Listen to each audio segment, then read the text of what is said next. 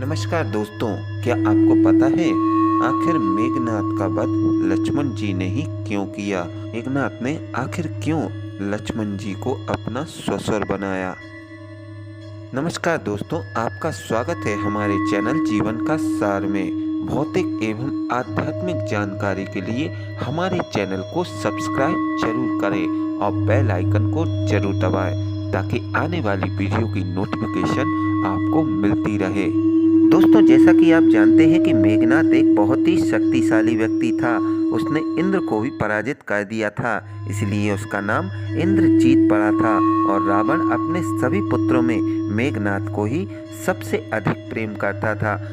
मेघनाद के पास ऐसे कई दिव्यास्त्र थे जिनसे जीत पाना किसी के लिए भी संभव नहीं था।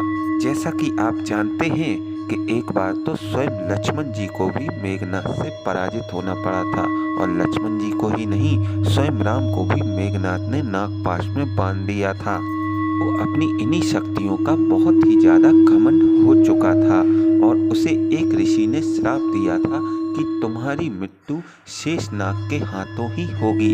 इसी श्राप से बचने के लिए मेघनाद ने शेषनाग की पुत्री सुलोचना से विवाह किया था। इसी कारण शेषनाग मेघनाद के ससुर थे। अब हम आपको बताते हैं कि आखिर मेघनाद का वध लक्ष्मण जी ने ही क्यों किया। महर्षि वशिष्ठ ने रावण वध व श्री राम जी के अयोध्या आगमन के पश्चात एक दिन राम जी से प्रश्न किया कि आखिर मेघनाद को मारने के लिए उन्होंने बार बार लक्ष्मण को ही क्यों भेजा।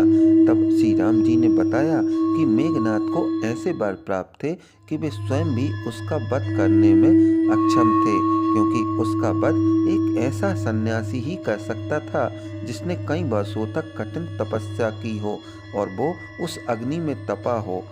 पण स्वयं लक्ष्मण जी में मौजूद थे।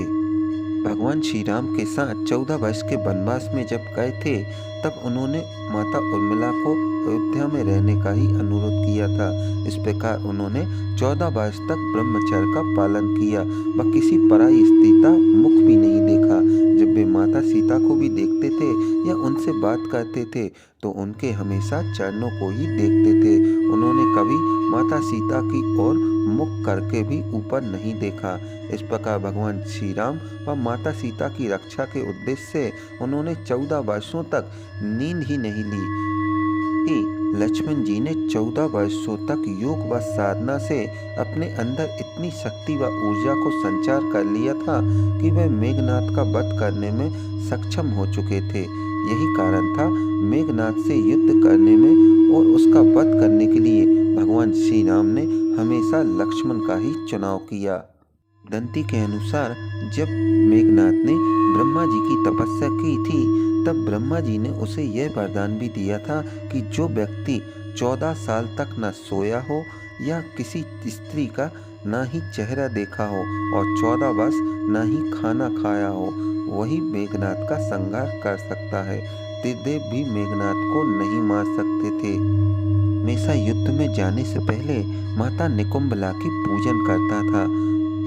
माता निकुंभला की पूजन करने के बाद उसे ऐसी शक्तियां प्राप्त हो जाती थीं कि कोई भी व्यक्ति उसका वध नहीं कर पाता था। तब लक्ष्मण जी ने वानरों और विभीषण जी की सहायता से उसके इस यज्ञ को विध्वंस कर दिया।